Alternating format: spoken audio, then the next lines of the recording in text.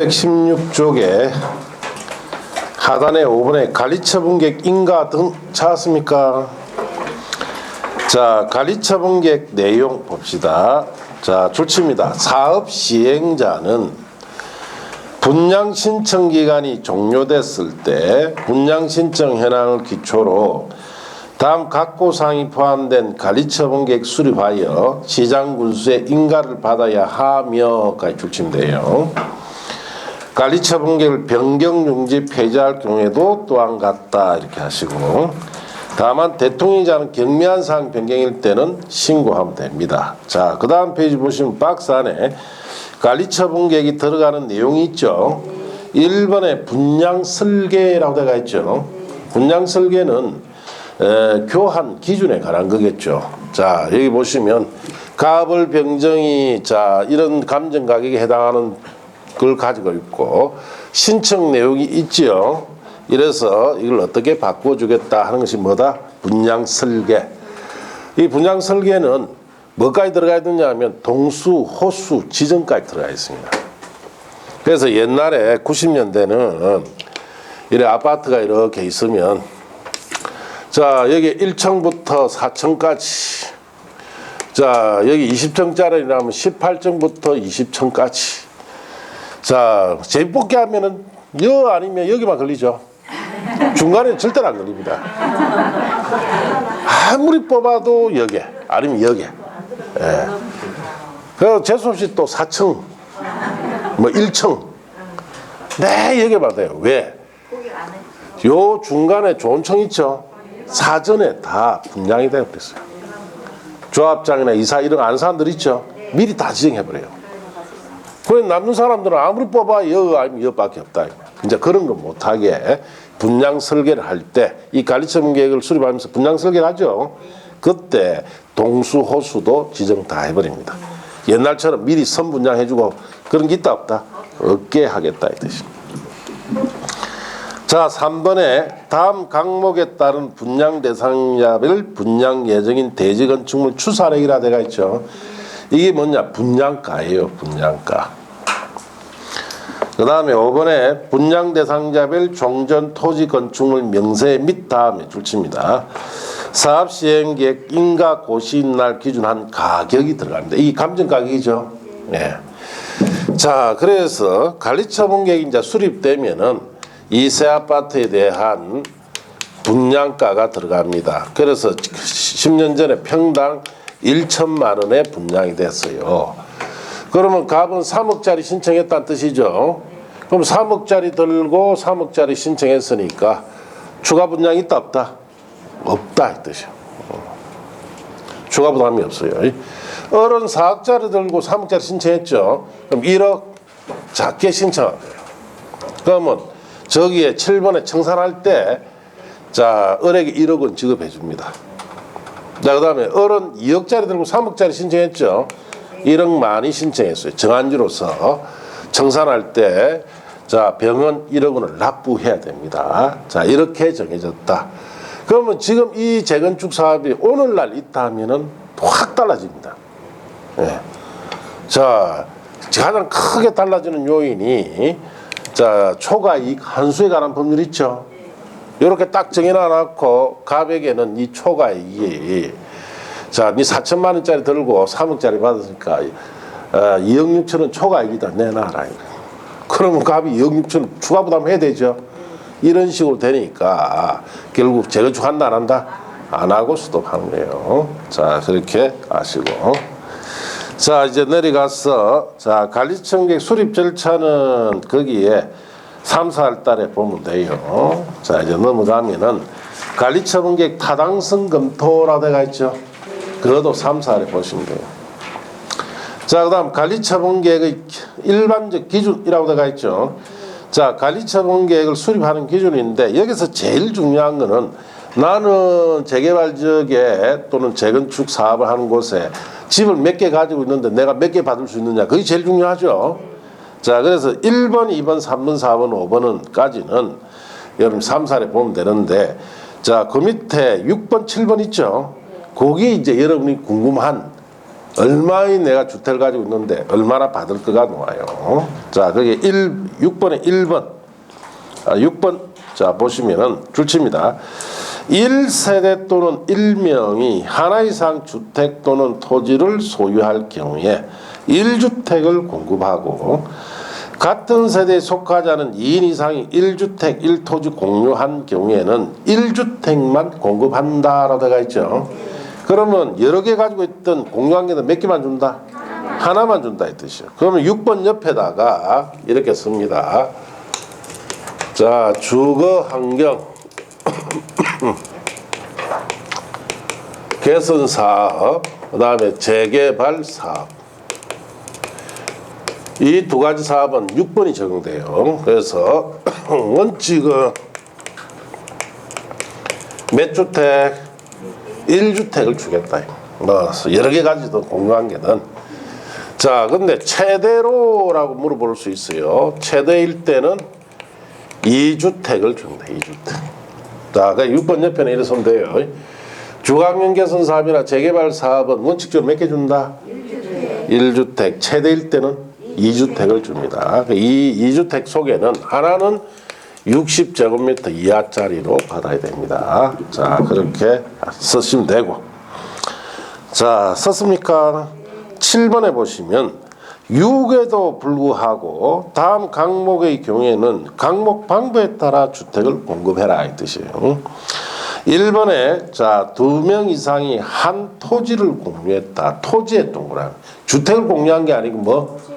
토지를 공유했어요. 한 경우는 시도 조례로 주택 공급에 따로 정하고 있을 경우에는 줄칩니다. 시도 조례에 정한 바에 따라서 주택을 공급할 수 있습니다. 그래서 이거는 뭐냐? 자, 부산광역시나 서울특별시 조례를 소개하면 이래 돼 있어요. 자, 갑, 을, 병, 정.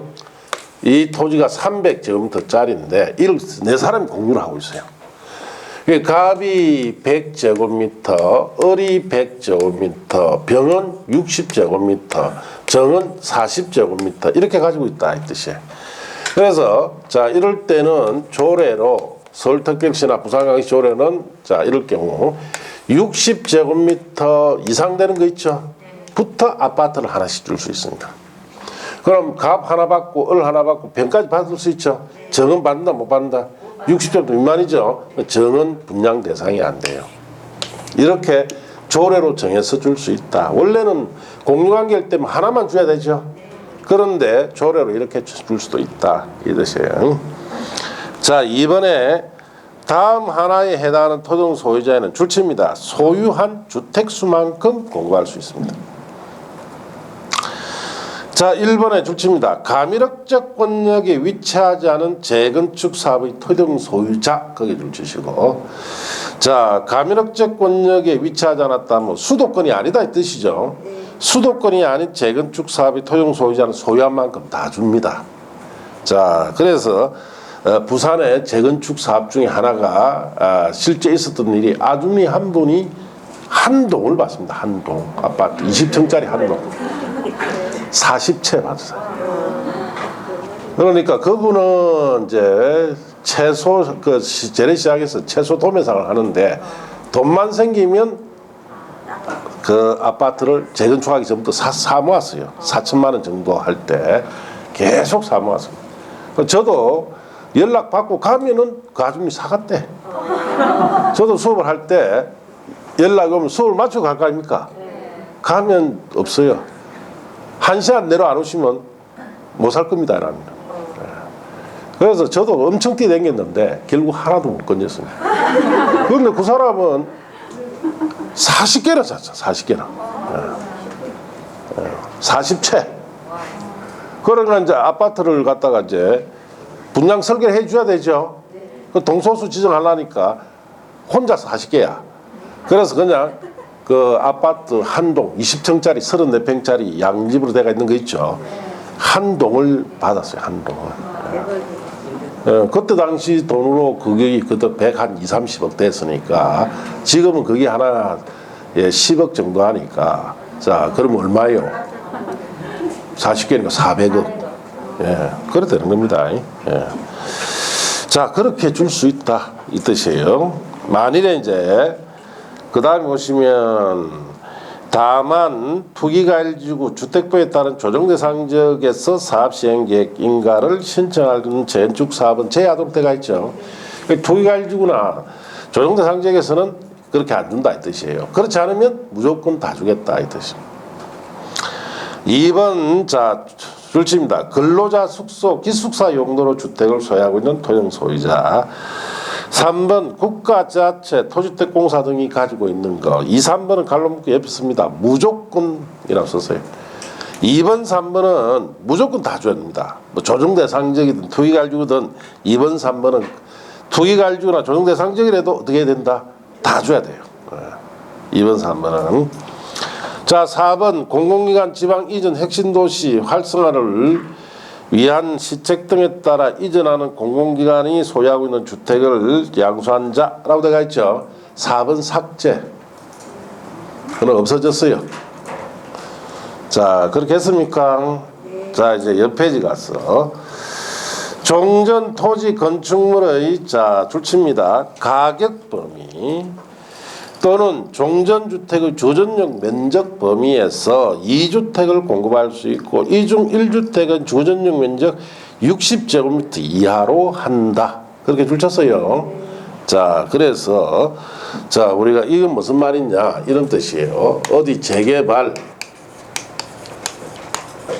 사업을 하는데 가서 보니까 여기는 대지도 넓고 자 주택이 하나 이렇게 있습니다. 가격이 한 16억 정도 해요. 자, 여기는 대지는 조만하고, 자, 전용 면적이 150제곱미터인데, 요거 한 5억 한다. 자, 그러면은 그 말은 가격 범위. 저기 16이라고 돼가 있죠. 그 가격 범위 안에서 34평짜리 뭐 한 10억 하고, 자, 24평짜리 한 6억 하는 거. 이거 60제곱미터 이하짜리죠. 24평이 이렇게 받을 수 있다. 가격 범위에서. 자, 그런데 가격이 아닌 종전 주전용 면적 있죠. 범위 내에서도 받을 수가 있습니다. 하나는 85제곱미터, 하나는 60제곱미터 이렇게 받을 수 있다. 85가 34평짜리죠. 60이 24평짜리를 이렇게 받을 수 있다. 자, 그러면 여러분 여기 투자할래요? 여기 투자할래요? 어떻게 투자하는 게 좋겠습니까? 아무래도 이게 낫겠죠. 적은 돈 들여서 투자하는데 아파트 2개 위하고 똑같은 쪽으로 주죠. 예, 그래서 뭐 살 것도 아닌데 뭐 대팔 거 아닙니까? 예, 그래서 재개발 사업 같은 데 가보면은 이런 넓은 토지를 가지고 있는 것도 있고 또 주전용이 넓은 것도 있을 수 있죠. 이렇게 각각 다 가격 범위에서 주전용 면적 범위 안에서 2개씩 다 줍니다. 자, 그렇게 주기 때문에 주거환경 개선 사업은 재개발 사업 원칙을 몇 개 준다? 요 규정 때문에 최대 몇 개? 2주택 준다는 것이 이 뜻이에요, 이 뜻. 자, 그렇게 하시고. 자, 그 밑에 4번에 줄칩니다. 가밀업적 권역에 위치한 재건축 사업의 경우에는 토종 소유자 소유한 주택수 범위에서 3주택까지 공급할 수 있다. 줄쳤습니까? 자, 가밀업적 권역이라는 것은 수도권이죠. 수도권이 재건축일 때는 몇 개까지 줍니다? 3개까지 줍니다. 3주택까지. 자, 그렇게 하시면 됩니다. 자, 밑에 보충학습은 5, 6일달에 보시고 그 다음에 5번 주택 등 건축물 분양받을 권리 산정 기준이라 되어 있죠. 그것도 5, 6일달에 한번 보면 돼요. 자, 이제 넘어가서 관리처분 계획의 자 인가 고시되면 효과, 건축물의 자 해체 등이라 되어 있는데 줄칩니다. 사업 시행자는 관리처분 계획 인가받은 후 기존 건축물을 철거해야 됩니다. 그래서 여기 보시다시피 자 관리처분 인가 고시돼야 기존 건축물 어떻게 할 수 있다? 철거할 수 있죠. 자, 그렇게 아시고. 자, 이번에 예외가 있습니다. 사업 시행자는 다음 각호 어느 하나에 해당할 경우 1항에도 불구하고 줄칩니다. 그 다음에 기존 건축물의 자 소유자 동의 및 시장 운수 허가를 받아 해당 건축물을 철거할 수 있다. 이때 철거는 미리 철거하는 거예요. 미리. 관리처분이 인가된 이후에 철거하는 게 아니고 그 전에 미리 철거를 할 수 있다. 이 경우 건축물 철거에도 불구하고 토종 소유자로서의 권리 없는 영향을 주지 않는데 1번 재난안전관리기본법, 주택법, 건축법 등 관계 법령에 따라 줄칩니다. 기존 건축물 붕괴 등 안전사고 우려가 있다. 자, 이거 그대로 놔주면 안 되죠. 안전사고로 해서 빨리 철거시켜야 됩니다. 그 다음에 이번에 줄칩니다. 폐공과 밀집으로 우범지대와 우리가 있다. 자, 빈집들이 많으면 거기에 범죄가 발생하죠. 자, 이럴 때는 빨리 철거하기 위해서는 자, 소유자 동의도 받고 시장 허가 받으면 미리 철거할 수도 있습니다. 자, 동그라미 3번에 건축물 철거 시기 제한은 뭐 참고만 하시고 그런 자, 그 안전사고 때문에 하는 것이고 사용수익 금지. 자, 줄칩니다. 종전 토지 건축물 소유자, 지상권자, 전세권자, 임차권자 등 권리자는 관리처분계획 인가 고시가 있는 때부터 자, 이전의 고시 있는 날까지 종전 토지 건축물 사용 수익할 수가 없다. 왜? 관리처분 인가 고시되면 기존 건축물 철거해야 되죠. 그럼 가압을 병정은 여기 살면 됩니까? 안 됩니까? 안 되니까 사용 수익 못 한다 이 뜻이에요. 자, 다만 다음에 또 밑줄 칩니다. 다음 각구 어느 하나에 해당할 경우 그러하지 않다. 사용 수익 할 수 있다는 뜻인데 1번에 줄 칩니다. 사업 시행자 동의받으면 자, 쓸 수가 있습니다. 사용 수익 할 수 있어요. 이번에 공인사업에 대한 토지치 등의 보상에 관한 법률에 따르는 줄 칩니다. 손실 보상이 완료되지 않았을 때는 자, 사용 수익 할 수 있다. 이렇게 하시고 용익권자 권리조정은 3살 이후에 보시면 돼요. 자, 이제 넘어가서 민법 등 기간 규정 배제도 3살에 가서 보시고 6번에 관리처분계획에 따른 재산평가 방법이라고 되어 있죠. 자, 그 부분은 5, 6월달 이후에.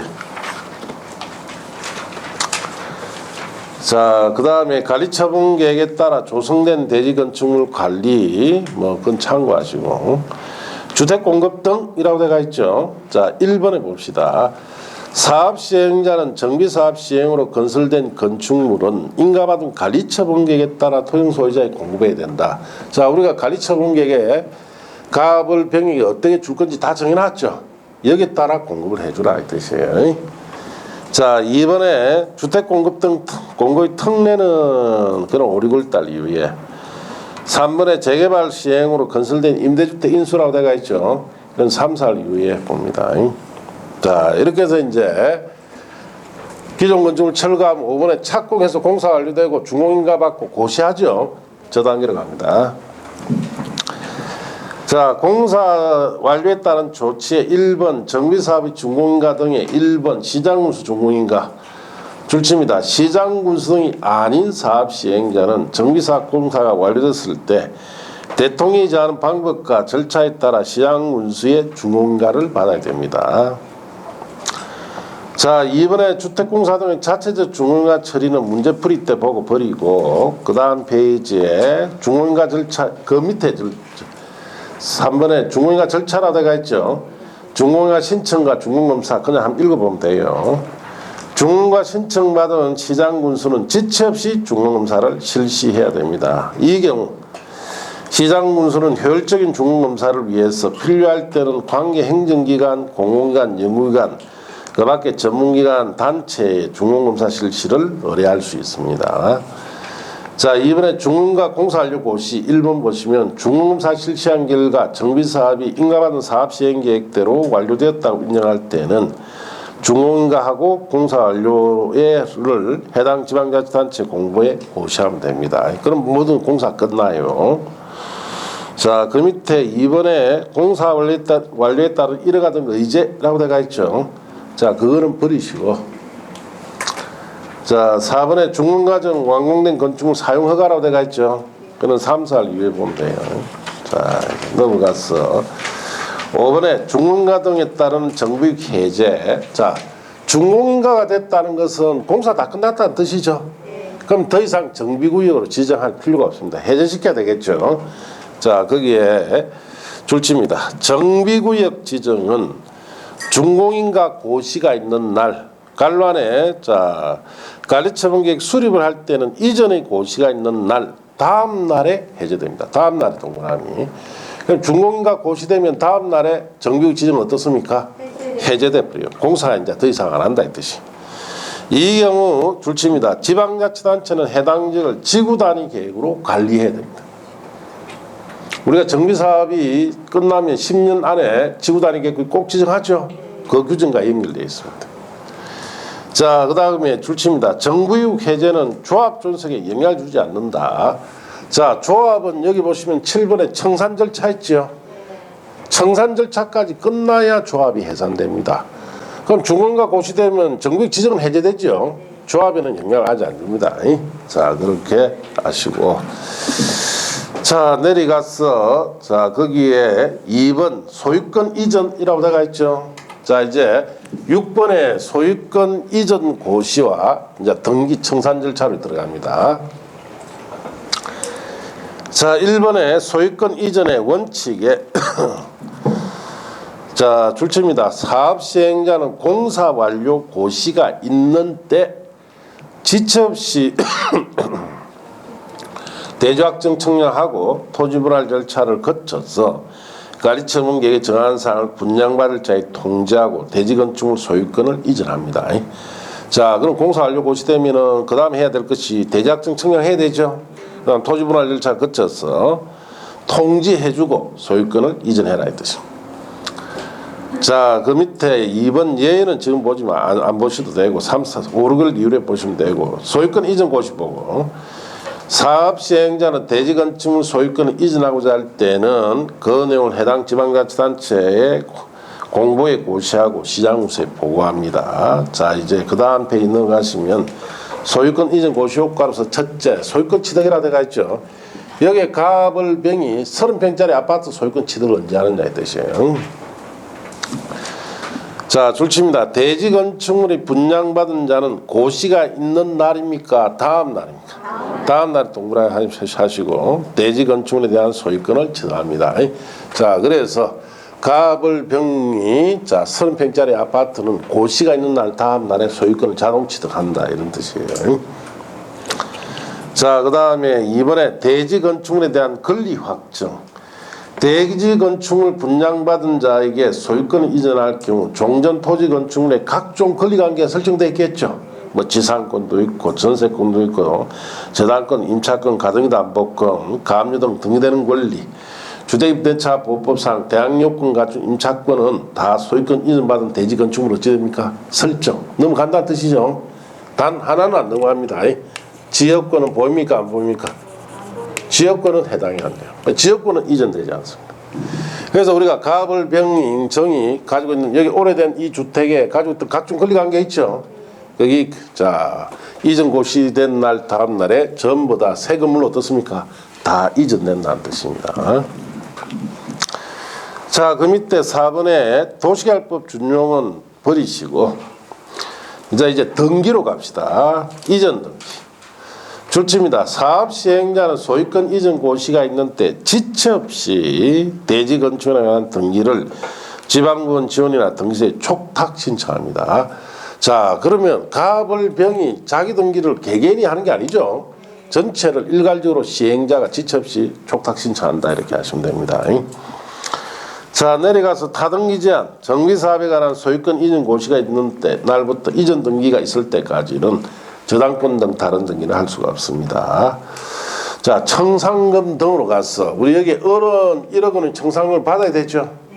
병원 1억 원 청산금을 납부해야 됩니다. 자, 이 관계로 갑니다. 청산금 징수 시기. 대지 건축물 분양받은 자가 종전에 소유하고 있던 토지 건축물 가격과 분양받은 대지 건축물 가격 사이에 차이 있을 때는 사업 시행자 줄칩니다. 이전의 고시가 있은 후에 그것만 줄치고 차익 상당하는 금액을 분양받을 자에 징수하거나 분양받은 자에 지급해야 돼요. 자, 이제 넘어가서 청산금은 원칙적으로 일괄징수, 일괄지급인데 분할징수 지급이 됩니다. 다만 사업시행자는 줄칩니다. 정관 등의 분할징수, 분할지급에 관하여 정하고 있거나 총회 의결을 거쳐 따로 정한 경우 그렇게 줄쳤습니까? 자, 관리청객 인가부터 소유권 이전 고시일까지 일정 기간별로 분할징수 지급할 수 있습니다. 그래서 자, 우리가 여기 3번에 관리청객 인가 고시되지요. 소유권 이전 고시일살까지 요 사이가 이제 보통 3, 4년 이상 됩니다. 요 사이 기간 동안에 청산금 어떻습니까? 분할 징수해도 되고 지급해도 된다 이 뜻이에요. 자, 그 다음에 청산금 징수 방법은 1번, 2번 공탁이나 이런 것은 다 3, 4를 이후에 보시면 되고, 소멸시효 찾았습니까? 자, 줄칩니다. 청산금 지급받을 권리를 징수할 권리는 소유권이 고시일 다음 날부터 몇 년간? 5년간 행사하지 않으면 소멸합니다. 시효기간이 5년이다 이렇게 하시면 되고, 청산금의 평가라고 되어 있죠. 그 다음 저당권 물상대에는 3, 4쯤 보면 됩니다. 자, 여기까지가 이제 저 절차 그대로예요. 네. 자, 그리고 나면은 뭐 뒤에 아예 이 책은 뒤에 엄청난 많은 내용이 있는데 다 빼버렸죠. 시험 노는데 왜 뺐느냐? 못 맞춘다 이 뜻이에요. 그 틀리라 이 뜻이에요. 자, 그렇게 아시고, 자, 이 책은 또 주택법이 나와 있죠. 주택법보다 먼저 배워야 할 법이 건축법입니다. 건축법을 배워야 주택법을 이해하기가 좀 편해집니다. 자, 그리고 건축법이나 주택법이나 상당히 많이 개정되어 있어요. 그래서 개정된 거는 뭐 지금 들 수 없고, 교재를 자 건축법에 펴시고, 자 거기에 418조. 자, 건축법부터 하고 주택법으로 갑니다. 아시겠습니까? 예.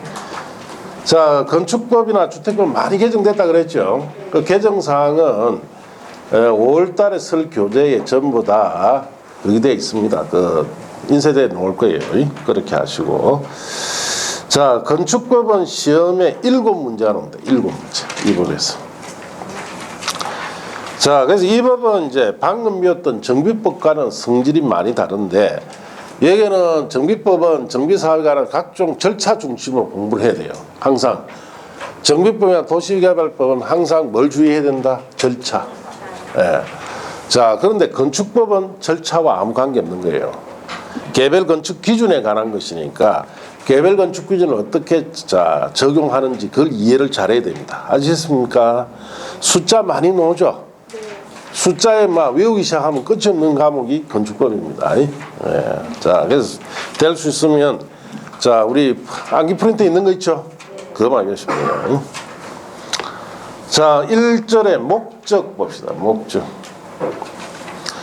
이 법은 건축물의 대지, 구조, 설비 기준 및 용도 등을 정하여 건축물의 안전이나 기능이나 환경이나 미관을 향상시킴으로써 공공공리 정진하고 이바지 하는 것을 목적으로 하는 법이다 이렇게 하시고, 그 주된 내용은 첫 줄을 보시면 건축물의 대지, 구조, 설비 기준 및 용도 등을 정했다 해놨죠. 그 내용이 건축법의 주된 내용입니다. 자, 이제 용어 정의로 가서 1번에 대지라고 되어 있죠. 뒤에 나옵니다. 여기서는 안 보셔도 돼요. 2번 건축물이라고 되어 있죠. 뒤에 나옵니다. 여기서는 안 보셔도 됩니다. 자, 그 다음 페이지에 가면 초고층, 준초고층, 고층이라고 되어 있죠. 자, 거기서 제일 먼저 봐야 할 개념이 고층입니다. 고층. 자, 고층의 줄칩니다. 층수가 몇 층? 30층 이상이거나 높이가 120m 이상 건축물.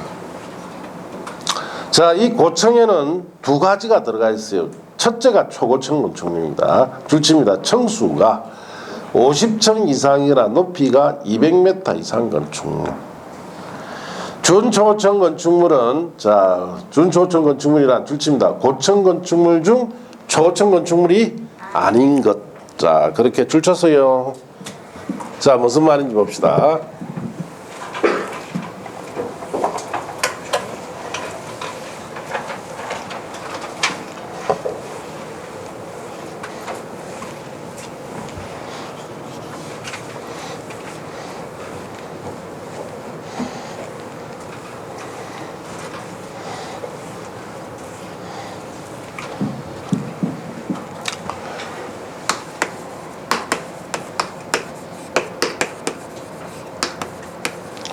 자, 고층 건축물이라는 것은 층수로는 몇 층 이상? 30층 이상 그 나로 돼 있죠. 자, 높이로는 120m 이상이면은 자, 이걸 고층이다. 이거나라는 뜻은 둘 중에 하나만 되면 뭐가 된다? 고층이 된다 이 뜻이. 청수가 30층 이상이 되어도 고층이 되고 높이가 120m 이상이 돼도 뭐가 된다?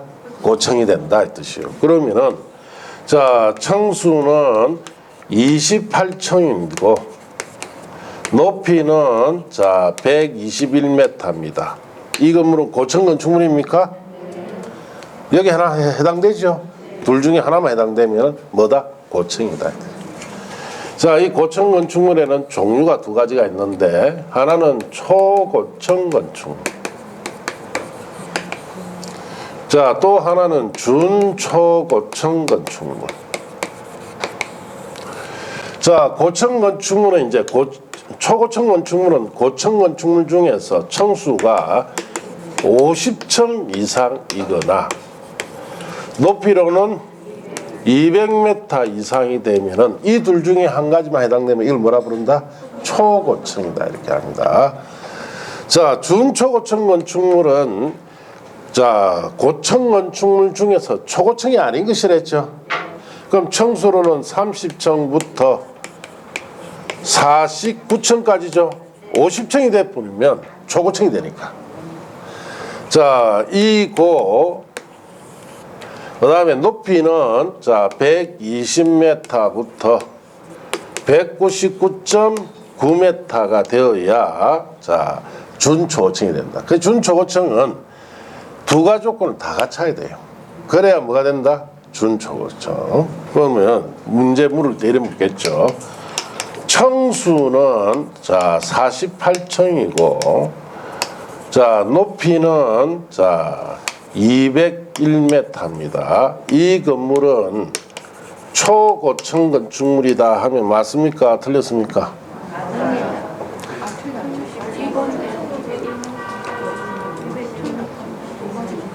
초고층이 맞지. 예, 그러니까 오픈북을 해도 못 맞춘다 이 뜻이죠. 책을 펴라고 시험 쳐도 못 맞춰요. 왜? 해석이 안 되니까. 예. 자, 보세요. 50층이든 200m든 한 가지만 해당되면 초고층이 된다 그랬죠. 여기는 제가 뭘 해놨어요? 이거 30층에서 49층까지가 돼야 되고 120m에서 199.9m 이 두 가지 조금 다 거쳐야 뭐가 된다? 준초고층. 이래 201m를 해놨죠. 201m가 여기 해당되죠. 그래서 이거는 초고층이다. 맞다 이 말이에요. 자, 그렇게 시험에 묻습니다. 자, 그런 뜻이다 이렇게 하시고, 자 6번에 건축물 용도라고 되어 있죠. 뒤에는 옵니다. 이게 보실 거 없고. 7번 건축 설비라고 되어 있죠. 그럼 버리시고 안 보셔도 돼요. 자, 그 다음에 지하층 찾았습니까? 뒤에는 옵니다. 여기서는 보실 필요 없어요. 거실이라고 되어 있죠. 버리시고. 자, 주요구조부 찾았습니까? 주요구조부, 즉 건축물의 주요구조부란 줄칩니다. 내력벽, 기둥, 바닥보, 지붕털, 주계단을 말한다. 줄쳤어요. 그냥 벽하면 안 됩니다. 반드시 내력벽, 힘을 받고 있는 벽이 주요구조부예요. 자, 기둥이나 바닥보, 보는 우리 기둥과 기둥을 연결시키는 거죠. 자, 이런 보. 그 다음에 지붕하면 안 됩니다. 뭐 해야 돼요? 지붕털 해야 돼요. 지붕털. 자, 그 다음에 그냥 계단하면 안 됩니다. 무슨 계단? 주계단 해야 됩니다. 이게 주요구조부다 이렇게 하시고, 다만 사익기둥이나 최하층 바닥이나 작은 보나 차랑, 옥외계단 그 밖에 유사한 것으로 건축물 구조상 중요치 않는 부분은 어떻다? 제외한다 이 뜻이에요. 자, 그러면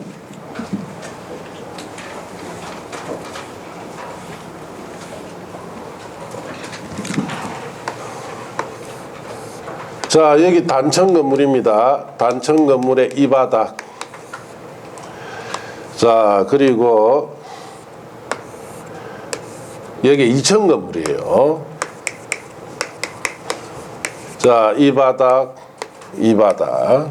자, 그 다음에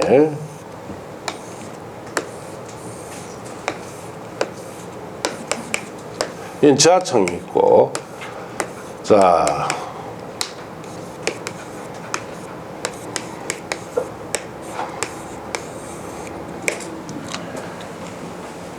자, 그러면은 이 6가지 중에서 주요 구조부가 아닌 것은 몇 번? 주요 구조부 아닌 거. 여러 개 있어요, 여러 개. 자, 그게 방금 읽은 데 보면 최하층 바닥은 주요 구조부 빼라 해놨죠. 그 주요 구조부 최하층 바닥 빼면 돼요. 빼보세요, 한번.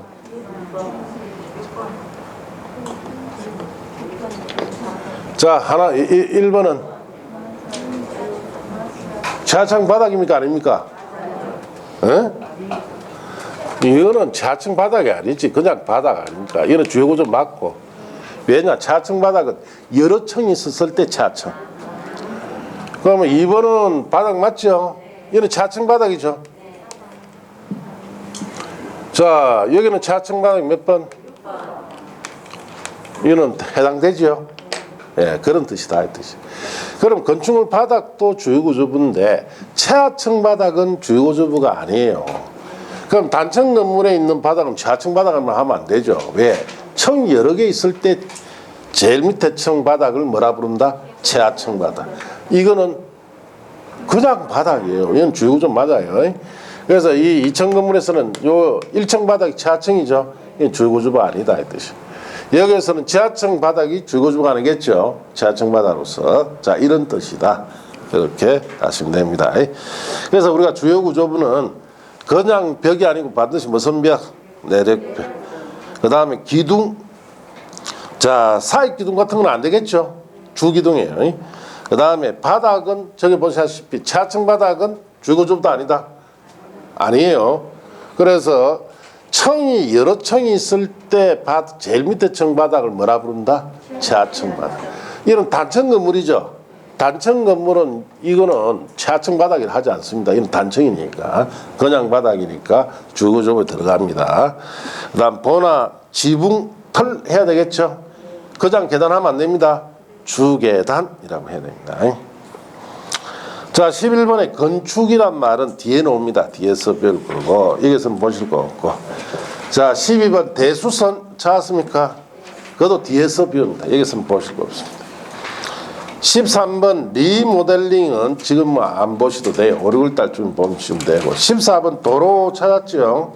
뒤에 나옵니다. 뒤에서 배울 거고. 15번 결합건축이라고 되어 있죠? 그것도 뒤에서 배웁니다. 여기서는 보실 거 없어요. 그 다음 16번부터 시작해서 자, 그 다음 페이지에 자, 20번 관계 전문 기술자까지 찾았습니까? 16번부터 22번까지 다 버리세요. 자, 다 버렸습니까? 자, 23번에 실내 건축은 문제풀이 때 안 보시면 되고 24번에 특별건축구역으로 되어 있죠. 자, 그거는 뒤에 놓습니다. 뒤에서 배워야 되고 여기는 보실 거 없고 25번 내수재료라고 되어 있죠. 자, 거기서부터 자 33번에 발코니 찾았습니까? 그거까지 다 버리세요. 자, 다 버렸습니까? 34번에 다중 이용 건축물은 자 3사례 가서 보고 35번에 준다중이용 건축물이라 되어 있죠. 문제풀이 때나 보면 되고 36번에 특수구조 건축물이라 되어 있죠. 5, 6월 달에 한번 보면 됩니다. 자, 그렇게 아시고 자, 그 다음 페이지 넘어가면 건축법 적용 범위로서 적용 대상물로서 1번 건축물이 나오죠. 앞에 건축물은 보실 필요 없다 했죠. 여기 그걸 보면 돼요. 자, 건축물의 정의 봅시다. 건축물이란 토지에 정착하는 공작물 중 다음에 줄칩니다. 지붕과 기둥 또는 벽이 있는 것 줄쳐서요. 한 가지. 이에 딸린 시설물 대문 담장 등 줄치고 이 두 가지. 자, 그 다음에 지하나 고가에 줄칩니다. 지하나 고가에 공작물에 설치하는 사무소, 공연장, 점포, 차고, 광고, 창고, 그 밖에 대통령 제하는 것 줄쳐서요. 이렇게 세 가지를 뭐라 부른다? 건축물이라 합니다. 자, 무슨 말인지 봅시다.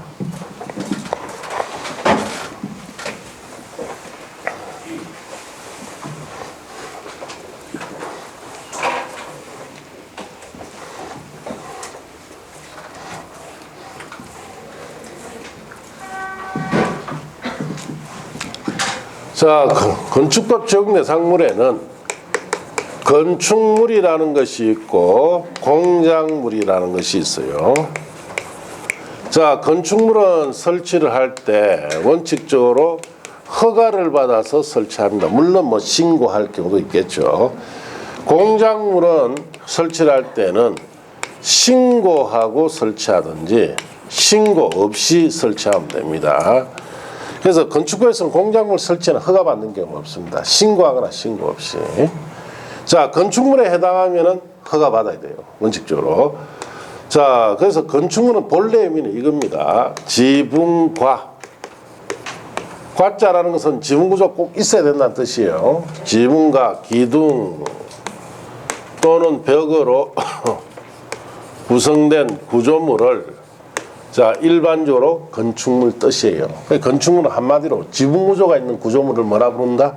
건축물이라. 자, 공작물의 원래 뜻은 지붕구조가 없어요. 이거는 없고 기둥이나 벽으로 구성되어 있는 자, 구조물일 때는 자, 이것을 우리가 공작물이다 이렇게 이야기를 합니다. 자, 그런데 건축법에서는 이 건축물에 추가로 두 가지 덜을 건축물로 보자 이 뜻이에요.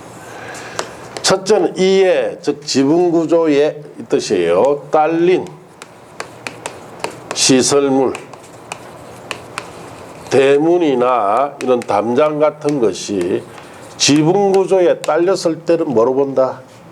건축물로 말해요. 대문, 담장은 뭐로 구성되어 있습니까? 대문이나 담장. 그거 어렵게 생각하면 벽으로 되어 있죠. 벽이 담장 아닙니까? 벽으로 되어 있죠. 거기다 문을 넣은 것이 뭡니까? 대문. 그 대문, 담장 벽이에요. 공작물입니다. 이거는 공작물이지만은 지붕구조에 딸렸을 때는 뭐로 본다? 건축물로 말해야 돼요. 자, 그 다음에 지하 땅 속에 고가 높은 곳에 설치되어 있는 공작물입니다. 공작물에 여기에 차고나 뭐 점포나 뭐 사무실, 뭐 전시장 등등등 창고 같은 것이 설치된 부분은 건축물로 봐라 이 뜻이. 이 두 가지는 사실 공작물이지만은 이런 조건일 때 건축물로 봐라 이 뜻이에요. 그래서 그림 나타내면 이거 자, 여기에 건물이 있는데 지붕구조가 있죠. 이런 지붕구조가 있는 이 건물에 딸린 담장이 있을 수 있습니까? 없습니까? 있다. 여기 문도 있다. 자, 이때 이 담장과 대문은 뭐로 본다? 이거 설치할 때 허가받아라 이 뜻이에요. 자, 그리고 빈 대지에 여기에 담장이 있을 수 있죠. 예. 자, 이렇게 되어 있습니다. 이거는 뭐 지붕구조에 딸린 게 아니죠. 이때는 이 담장은 뭐다? 공작물 밑에 해당되는 거예요. 신고하는 신고 없이 설치해야 되고. 자, 이거는 가장 쉽게 보는 것이 우리 지하도입니다. 지하도. 차가 다니는 도로가 이렇게 있죠. 자, 이렇게 떠 있으면 자, 이걸 횡단하기 위해서 우리가 이렇게 계단을 타고 내려가서 횡단하죠. 이를 뭐라 부릅니까? 지하도라 합니다. 이건 공작물이에요. 자, 이 지하도 안에 들어가 보니까 여기에 자, 점포가 있을 수 있죠. 자, 그래서 이거는 우리가 지하 상가를 하죠. 지하 공작물에 점포가 들어간 이 부분은 뭐로 본다? 건축물로 본다 이 뜻이. 예. 그렇게 아시면 되는데 울산광시에는 지하도가 없죠? 있어요. 내가 보기 별로 없어요. 울산광시에 지하 상가 있습니까? 그래, 그런 걸 이야기를 하면 안 돼. 저 가까운 부산에 가서 지하 상가 서면 밑에 한번 걸어보세요. 끝이 없이 걷죠? 서면 전체 밑에가 지하도로 상가로 다 되어 있어요. 예. 그러면 서울은 어떡하? 더 하죠. 예. 그 정도를 이야기해야지. 그거 뭐 코딱지 말고 저도 있는 거 알아요. 예. 어쨌든 그것도 뭡니까? 건축물입니다. 그것도 건축물. 예. 이런 지하나 고가에 들어가 있는 이 공작물에 이런 사고나 점포나 사무실 같은 게 들어간 이 부분은 뭐로 봐라? 건축물로 봐라. 이 뜻이에요. 자, 그런 뜻이고 그 밑에 2번에 건축법 적용이 배제되는 건축물이라고 되어 있죠. 자, 이런 건축법 적용을 받지 않는 건축물입니다. 이것도 시험에 자주 물어요. 건축물이지만 건축법에 적용한다 안 한다? 안 합니다. 1번의 문화재보호법에 따르는 줄치입니다. 지정문화재, 자, 가지정문화재는 임시지정문화재 이런 것은 건축법 적용이 안 돼요. 자, 이제 2번에 철도, 궤도, 선로 부근에 있는 다음 시설로서 1번 줄치입니다. 운전보안시설이나 2번은 철도, 선로 위나 아래를 가로지는 보행시설이나 그 다음에 플랫폼이나 4번에 해당 철도, 궤도 사업용 급수급탄 거부시설. 자, 이 네 가지 철도 관련 시설은 건축법 적용한다 안 한다? 안 합니다.